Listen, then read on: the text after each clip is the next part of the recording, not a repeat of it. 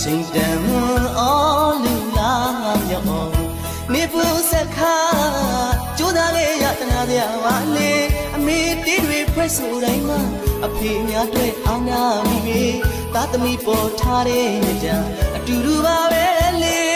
အဖေမရှိလေမနှုံးမရနဲ့ပြောမရစေသေးပြီသားတို့မိသားစုတွေအဖေဟာအဖေပါပဲလေ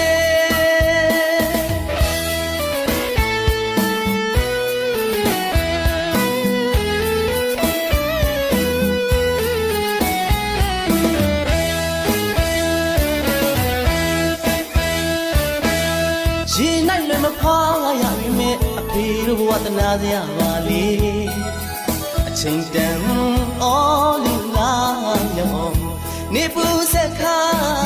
ကျိုးသားလေးရတနာစရာပါလေအမေတေးတွေ